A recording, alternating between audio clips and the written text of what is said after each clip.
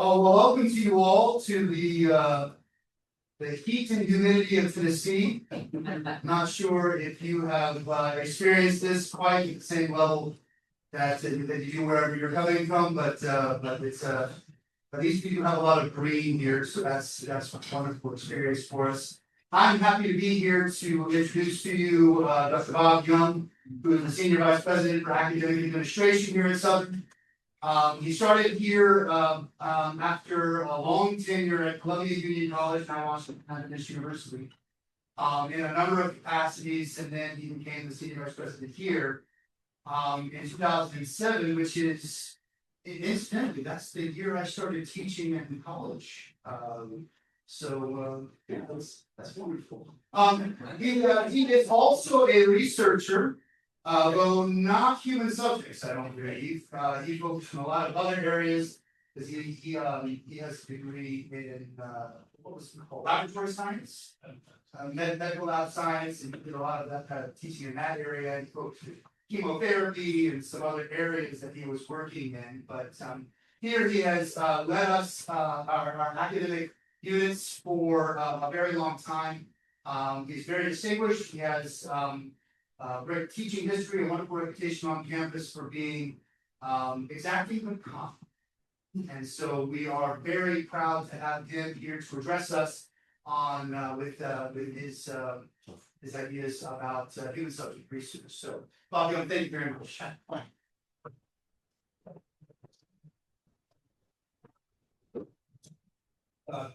thought that was a little like right here.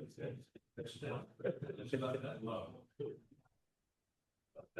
Yeah, I first of all, on behalf of Ken Shaw, the president, who would like to be here about his traveling on behalf of the university. Welcome to Southern Baptist University. We're glad that you're here. Some of you are residents of the university, some of you are former residents of the university, and some of you are visiting, and we just want to make sure all of you feel welcome and appreciated while you're here on our campus. So I really do appreciate the opportunity to speak with you this evening. I've not attended this conference before. In fact, frankly, so the president sent me your email, Peter, I didn't know it existed. So pardon my ignorance on that path. But it seems to me that you are here because you devoted your lives to understanding microbiological systems, human behavior, communities, cultures, learning, social systems, whatever it is, and that means that you are naturally involved in working with human subjects. And I want to think about something this evening, and it is what gives our rules their rule. And, in public life, you can appeal to federal regulations, institutional review boards, you have professional codes. I know a number of you working in some disciplines, you have professional codes that you adhere to. But underneath all of that, there's a deeper moral grammar at work. A law, if you will, a kind of law that explains why some actions are not only non-compliant, but considered wrong. And it's this deeper grounding that matters, especially in the disciplines that interact with human beings. And so it's that I really wanted to consider tonight. Now, I want to just confess, I'm not an expert in the topic that we're going to talk about tonight. I have read a lot, and I think a lot, and I talk to other people a lot. And so, but I don't have a degree in any of this. If we want to talk about intermediary metabolism and malaria parasites, I'd be happy to do that. I can step to the side and we can talk about that. But that's not something I think that any really wants to talk about. But tonight, what I'm going to argue is a biblically grounded Christian framework or worldview offers a coherent way to underwrite the norms that we already use. The worldview structure of in a Seventh-day Adventist context, the great controversy, creation, fall, redemption, and restoration, maps clearly onto the best practices in contemporary social and behavioral research that can help navigate gray areas, and there are more and more of those, as all of you will acknowledge that. Let me add one more thing before we launch into this, and that is that there is, this is kind of like at the end of a paper, you everybody say, well, here's what we are of, or here's the things we work on. I'm going to give that to you up front. One of the unexamined fundamental assumptions of this presentation is that the Bible is divinely revealed and inspired, and therefore is an authoritative and trustworthy document profitable for grounding our world. That's a fundamental assumption. We're not going to examine that. We're not going to dig into that. Also, I'm not going to address epistemology. How we know we know. That's not something that we're going to dig into tonight. But what we will assume is a theistic, Christocentric epistemology based on God's word, revealed in the Bible, and revelation of the Son. So those are kind of the fundamental assumptions. We're not going to dig into those. We're going to work with those assumptions in place. So 2 Kings 6, 16, 17 says this, and this is the story of Elisha in Dothan. He has, some of there with them. They're surrounded by the Syrian armies. They're terribly afraid. He's like, you run. And Elisha says this, don't be afraid, for our side outnumbers them. Then Elisha prayed, the Lord opened his eyes so he could see. The Lord opened his eyes, and he saw that the hill was full of horses, chariots, and fire all around Elisha. You all know the rest of the story. But I think this is a metaphor for worldview. Because depending on your worldview, you see different things. Elisha had a biblical worldview, and he saw the chariots of fire around Dothan, and he wasn't worried. And those that didn't have that worldview, they didn't see that, and they were very afraid. So I use it as a metaphor for worldview giving you insights into things you might not otherwise see, based on how you approach the world and what you see. Now, in 2025, Arden released the 5th of his worldview inventories, and the findings are kind of startling. You all know the name George Parna, I presume. You probably have read some of his work, and he had his own company for quite some time. He sold that company, went to work for Arizona Christian University, where he continues to work studying the worldviews, perceptions of people in the community. So in 2025, 4% of adults across the nation held a biblical worldview, a drop of 2% since he did the first Arizona Christian survey. He'd done prior surveys since that Arizona Christian survey in 2020, and a drop of about 13% since 2016, which he was doing the work in its own department. And for born-again Christians, the numbers are roughly 19% in 2025 and 13%. I'm sorry, 2020 is 22%, 2025 is 13%, so drop of 6%. Now, let me give you his definition of what a worldview is, and then we're going to kind of take a look at some of the implications. So this is a definition according to the Cultural Research Center of Arizona Christian. They say the worldview is the intellectual, emotional, and spiritual filter an individual uses to experience, interpret, and respond to reality. And it's the basis of every decision that the individual makes. In the biblical worldview, people's ideas about all dimensions of life and eternity are based on biblical principles. So that's how he defines it. I'm not changing his definition, I'm just telling you. But he's measuring this to the populations he's studying. That's what his definition is. So these are elements of the biblical worldview. Again, according to Barna, belief that absolute truth exists. The Bible is totally accurate in all principles it teaches. Satan is considered a real being or force, not merely symbolic. A person cannot earn their way to heaven by trying to be good or doing good works. Jesus Christ lived a sinless life on earth, and God is the all-knowing, all-powerful creator of the world who still rules the universe today. So if people he surveys differs in any respect from these, then they're said to not have biblical worldview. So they may have one or more of these, but not all of them. And I think from his perspective, they have to have all of these to be considered having a biblical. Now, here's some interesting work that Martin had also in the 2017 study for 2017. And these are the percentage of practicing Christians who strongly agree with these statements. Now, these statements are all very contrary to what the Bible teaches or says, but they're worth considering in terms of what's going on in the Christian community with worldview. So, for example, 28% of all respondents strongly agree all people pray the same God or Spirit, no matter what name they use for that spiritual being. And then under 45, 33%, over 45, over 45, 33%, under 45, 26%, city 39, suburban 25, rural 52. So you see there are differences, significant differences depending on where someone lives, outbuilding. Meaning and purpose come from becoming one with all that is. A sort of pantheism. Think about it.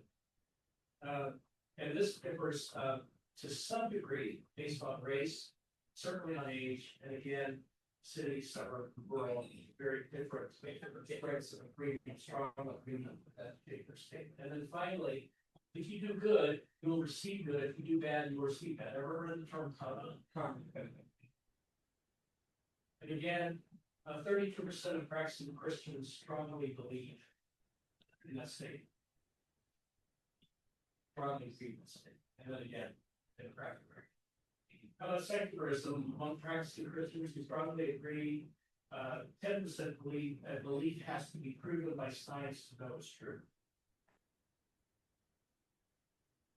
And strong differences based on age, in this case, sex, and where they live. 13% strongly agree with the statement: a person's life is valuable only if society sees it as valuable. Think about how awful that is.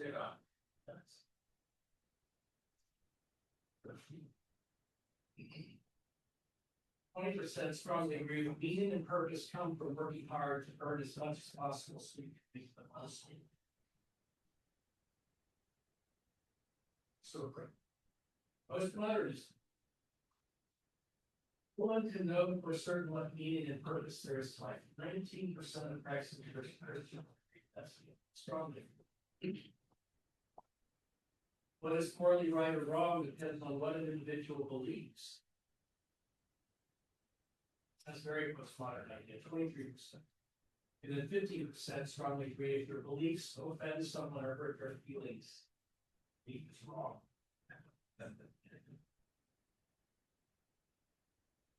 How about Marxism? Another modernism. 11% of the practicing Christians agree strongly private property encourages reading. 14% strongly agree the government rather than individuals should control as much of the resources as necessary to ensure everyone gets their fair share. And then 15% strongly agree the government believes alone businesses will mostly do what's right.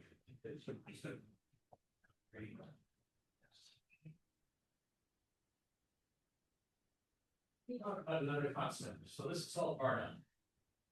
In 2005, Christian Smith and Melinda Lundquist Benson published the book Soul Searching: The Religious and Spiritual Lives of American Teenagers. So has anybody read that book? One person. Okay.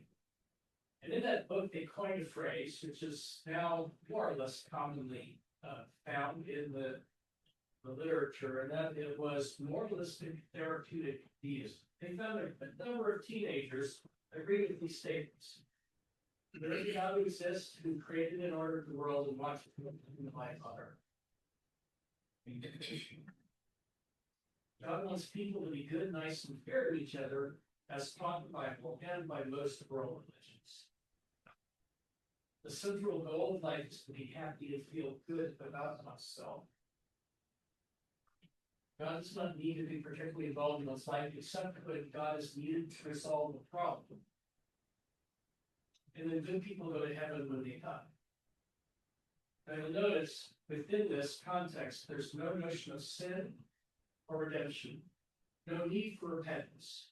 It's just feel good about yourself, don't offend other people, and if you're a good person, you'll go to heaven. Moral, therapeutic, moralistic, therapeutic Eve. And this reported on the first major findings of a study called the National Study of Youth and Religion. And that was one of the largest and most influential studies conducted on religious beliefs and practices of American adolescents. There's a worldview there, by the way, underneath all of that.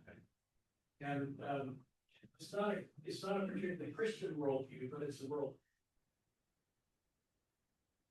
Another book I read, which is quite interesting. If you haven't read it, I encourage you to. Secret Battle of Ideas About God, Overcoming the Outbreak of Five Fatal Worldviews. Now, this is not a tome that's pretty accessible. You can get it, read it if you haven't read it. But in this book, he makes the point that all worldviews are trying to answer these five questions. Am I loved? Why do I hurt? Does my life have meaning? Why can't we all just get along? And is there any hope for the world? And if you think about it, the worldviews are all trying to answer these questions. Some of them do a better job than others of answering these questions. I'm a firm believer that the Christian worldview, the biblical worldview, does the best job of answering those five questions. But he makes the point that those five questions matter a lot and are kind of underlying what various worldviews are searching for. Another book I've read, which I think you would enjoy if you haven't read it, is a book by Thaddeus Williams, who's a professor at Biola University, and it's titled "Don't Follow Your Heart: Boldly Breaking the Ten Commandments of Self-Worship." And have any of you read this book? If you haven't, I would encourage you to read it. It's quite a read. It's lots of fun. Now he makes the following 10 chapters are around these very common hashtags you'll see out there in the culture. You live your best life, hashtag live your best life, or hashtag okay, or hashtag follow your heart. Be true yourself. Do you said live your best life. The commandment is thou shalt always act in accord with your chief end to glorify and enjoy yourself. Okay. Now this is going on in the culture right now. This particular perspective. And A.C. Swinburne, a humanist, he's quoted in this book as saying, thou shalt, glory to man in the highest, for man is the master of all things. Thanks. Okay, Boomer. Thou shalt never be outdated, but always on the edge of the new. Marilyn Manson, he quotes, thou shalt, let's see, Satanism is about worshiping yourself because you're responsible for your own good and evil. Marilyn Manson. And this is a view that they're embracing? Yes, that's what this okay boomer thing is saying. Follow your heart. Thou shalt obey your emotions at all costs. And the alter ego of Val Sandray says, that another quote from the book, follow your heart, for your heart will always know the answer. But if it tells you to strangle kittens or something, then don't follow it anymore.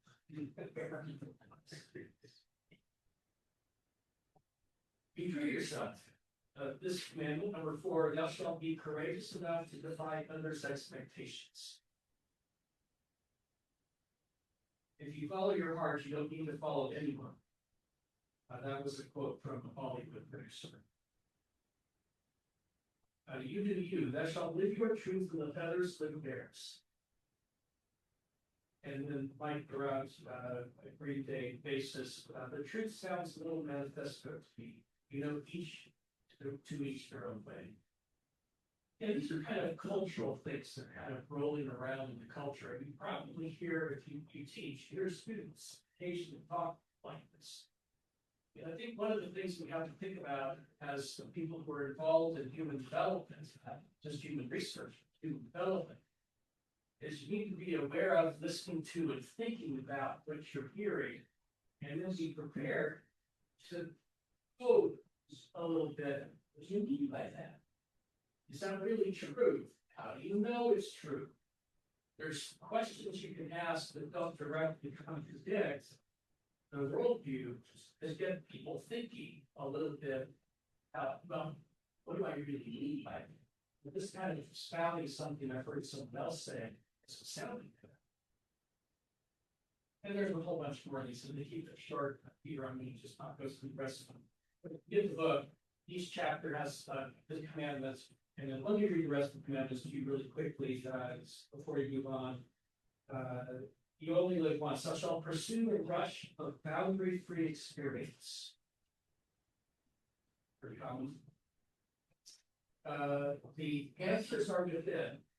The commandment is, thou shalt trust yourself, never letting anyone oppress you with the antiquated notion of being a sinner.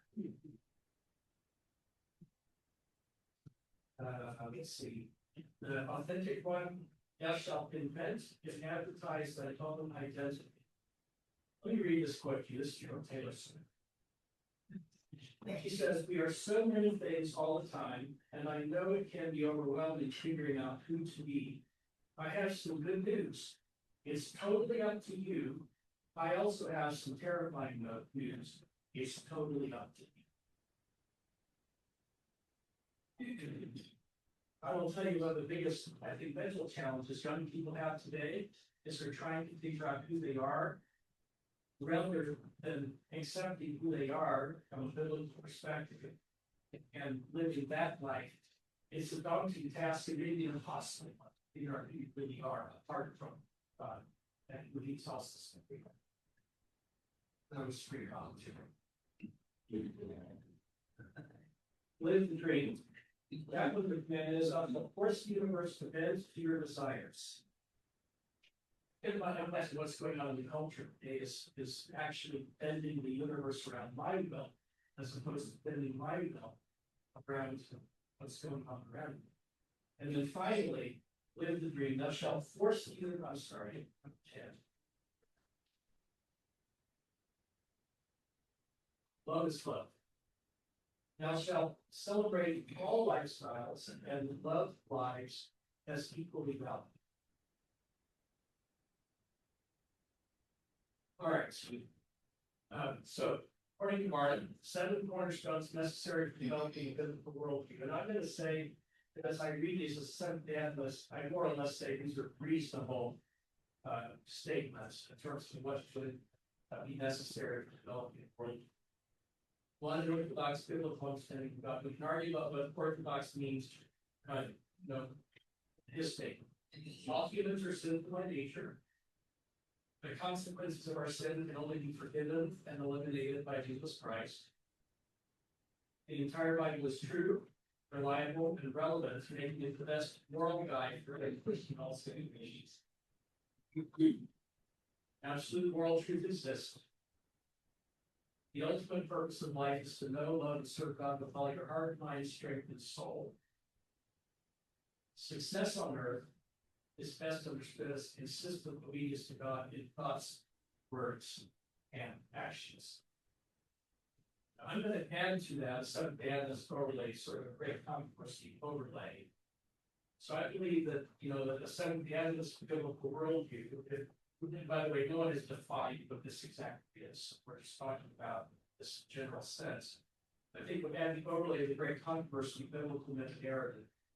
And I call it the claim the gospel message of creators in the context of sort of this creation, fall, redemption, restoration, this whole historical narrative of where do we come from, what happens right, what's happening right now, where are we headed, and what's our ultimate destination. So to unpack this a little bit, and I kind of think about this in terms of our human anthropology from a biblical perspective.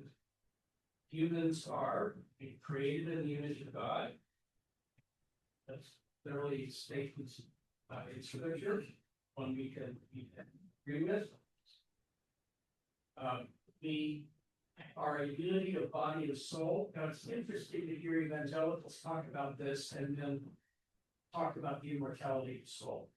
I don't confront them on this concept, you know, the sort of bifurcated thinking on this, but nonetheless, Scripture refers us to a unity of body and soul. Humanity possesses intrinsic dignity and value, independent of our abilities, our intelligence, our autonomy, or our usefulness to society or ourselves. And there's a whole bunch of text. You can look these up, take a picture of this photo. We're morally accountable creatures with a God-given purpose, we have a telos. And then we are ends in ourselves, not merely a means to an end. We're creatures rather than objects.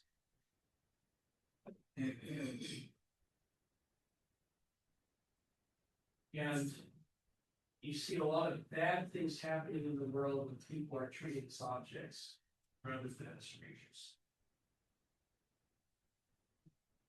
All right, just a second, sure, on to that. Yep.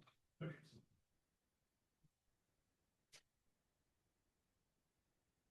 Thank you. All right, so what I have here is the fourth chapter, Christian ethical models. And we're going to see what worldview has. So what does worldview have to do with ethics? But I think worldview has a lot to do with ethics. And so, you know, how you think about the world, what your understanding of it is, then has some effect overall on where you end up with your ethical models. And so if you think about creation, what's a moral thing that comes out of that is human dignity. And from that, the research implications are, you know, the consent, respect, bodily integrity. These are things that, you know, we all care about in human research, but they grow out of this notion of human beings having dignity because we were created, and not just created, but created in God's image. And in the fall, you know, the moral thing here is human sin. And because of that, we, as humans who are fallen, we don't give humans absolute power to carry things out because they really bad, selfish choices. So we have oversight, we have protection, we have, as a Christian, we should be operating from a motive of humility rather than hubris. Redemption, you know, Christ-like love, we operate in our spheres with compassion, with integrity. These are characteristics of Christians ought to be engaging in their relations with one another and in their research, and then any restoration of hope and boundaries, healing with restraint, justice for all, especially the most marginalized. In fact, our research ought to be very protective of the most marginalized populations because of this. Now, let me kind of dig into this a little more and start to dig into some things. I may step on some toes, and I want to apologize right off, you know, the bat. I might step on some of your toes, and I don't mean to. And by the way, there's also each one of these can be sort of dug into at a much deeper level. So this is a 50,000 foot view of my thinking on this. But each one of these you can kind of dig into. But what are the implications of this 4-chapter Christian ethical model that I'm talking about? First of all, the human dignity one. All human subjects have inherent worth as image bearers, not because of their intelligence, or usefulness, or age, health, their consent capacity. Humans can't be treated as instruments. So that's the moral implication of the concept of human dignity that comes out of the biblical worldview. Protection of the vulnerable.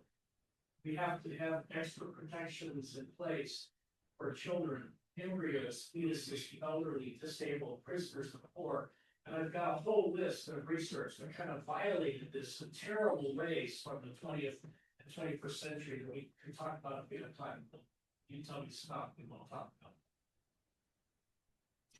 Informed consent is morally important because people aren't property. If I want to, treat an object in my home, add or change it or do it, I don't have to ask him permission. But if I want to do something with another human being, you need permission of that human consent. But consent doesn't make every study ethical. A person can't morally authorize all forms of harm or any form of degradation. I think if we engage in any form of research that degrades the human being, that's off limits from a moral perspective. So limits on experimentation. I think there's a boundary with the sanctity of human life. Studies that intentionally destroy, modify, exploit human life are, at least from my understanding, morally impermissible, even those promising scientific benefits. There's the Tuskegee syphilis experiment. All of you probably know about this experiment where we intentionally infected Black people with syphilis to see what would happen. By the way, this is one of the only places we did it. We didn't want to follow to. Not good. And without informed consent. Limits on experimentation. I'm sorry, we did that one. Stewardship of scientific inquiry. Science is understood as legitimate expression of subduing the earth, according to Genesis 1:28. That's sort of the text, which includes discovery, knowledge, that benefits human flourishing. In fact, our research ought to be geared towards restoring God's ideal and supporting human flourishing. Genetic research, it can be acceptable when it's directed towards healing diseases, but morally suspect when they designer traits, eugenics, enhancement, or control over future persons. And there's experimentations been done. There are Chinese researchers, for example, that had inserted genes using CRISPR therapy into embryos, and then actually had those embryos brought to full term and delivered. No consent. The whole point was to make them HIV resistant.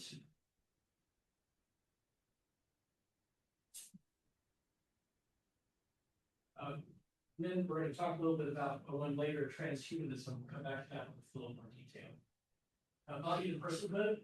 The body is a disposable biological material, not an object to be manipulated without moral constraint. So research involves organs, tissues, reproduction, sexuality, where science, brain, computer interfaces have to respect the embodied personhood of human beings. Risk and benefit. Risk have to be proportionate to life and benefits. Particularly when you're involved in core, sick, or dependent individuals, they shouldn't bear a disproportionate burden of the research. Justice, you all know Micah. I hear social work all the time when I go there and visit my social work book. Research should not exploit marginalized populations. Benefits and burdens should be distributed evenly.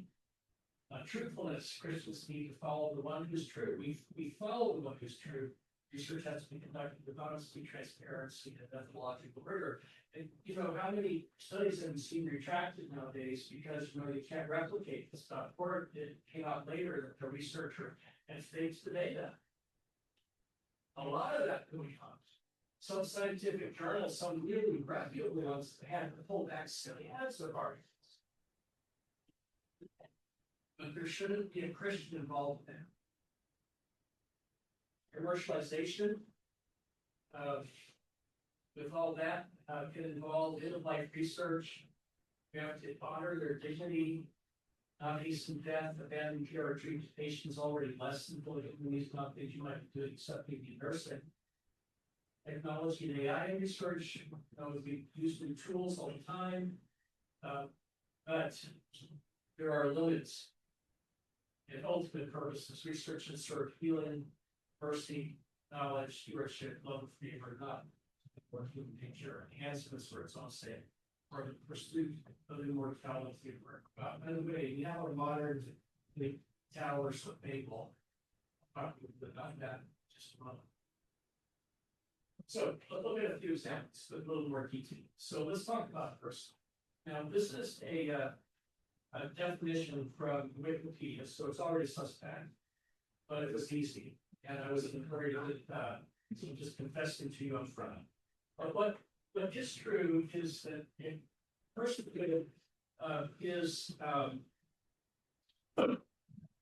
about this, how I want to say this, there's not an agreed to definition of person, but there are enough commonalities out there with people who talk about this that you can draw some fairly common components of what I would call contemporary personhood anthropology. And so if you take a look at this, the contemporary personhood anthropology, it really depends on capacity. So for example, if someone doesn't have the agency to make decisions for themselves, they don't have the designation of being a person, they might be a human being, but they're not a person. You understand the difference between these two? Scary, So human beings have, sorry? scary to define it that way. A lot of people Yeah. think like this, and some of the common stuff that we're encountering today in the cultures around this personhood theory, some of this are traveling through culture. So human beings have dignity by nature. Personhood theory, dignity depends on capacity. So for example, someone who is in a coma, they're no longer a person because they cannot make decisions for themselves, they cannot make decisions about their future, and so they are denied designation of being a person. So it can be not a person. Personhood in the Christian context follows from being a human being. Every human being is a person.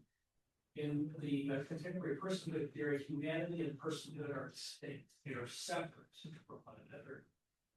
Equal worth for all humans from a Christian perspective, moral status varies by your ability. So, for example, the newborn child has less capacity to make decisions for itself or to think, and therefore they have less moral status than does an adult like you or me.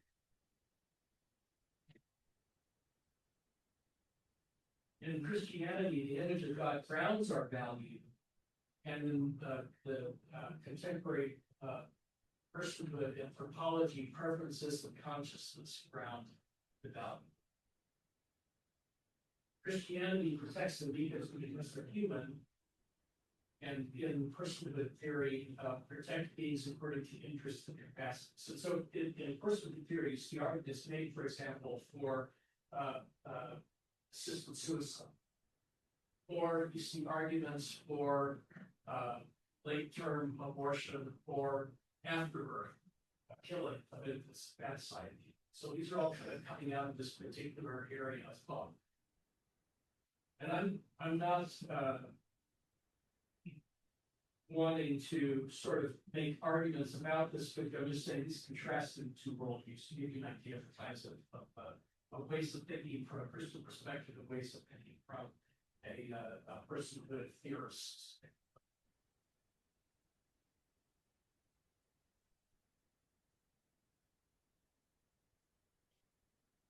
All right, let's take a look at transhumanism.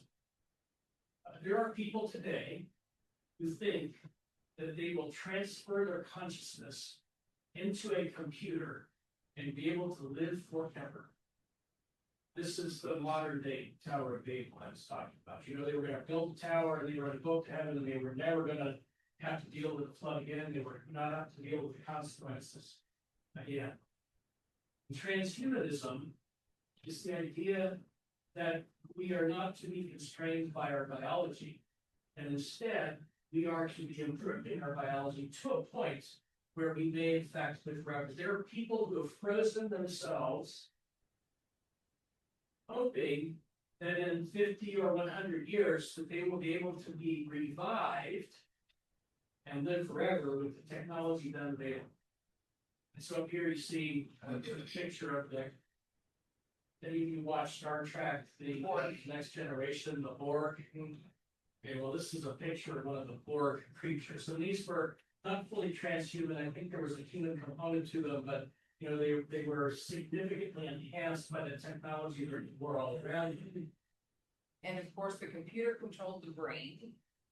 Yes, so they were all connected to the collective. Yeah. Resistance is futile. Yeah. So some of you watch this stuff. Well, this came out a long time before transhumanism was a big thing, but transhumanism has been around for a while. This is probably 50, 60 years that's been people have been kind of fussing around with these ideas. But again, kind of comparing a transhumanist view with a classic Christian worldview, let's do that for a minute.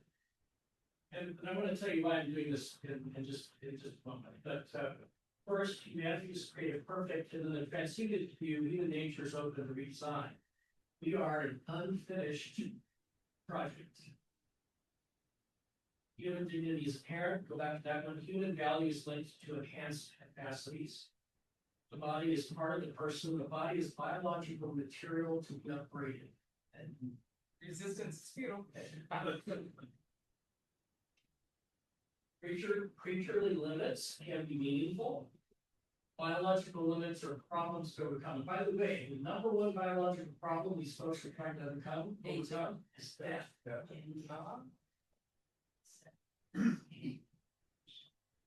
Healing restores human wholeness. Human fulfillment comes through enhancement. Hope, redemption, resurrection, restoration. Hope, rest in technology and truth. And the destiny of redeemed humanity is glorified bodies living in God's presence. The destiny of humanity is a post-human existence. Thanks. All right, so what I means, we encounter this stuff all the time with students who we interact with. And we may encounter it in people who we're working with in research. And understanding these worldviews and kind of what their fundamental assumptions are is really helpful, I think, from a Christian perspective, in engaging with them in ways that are thoughtful and productive and not unproductive of the kinds of things that we need to do. But especially with our students, as we do research with our students, thinking about these kinds of things is really, I think, very important. I don't, how long have I been here? Am I ready to grab the sun?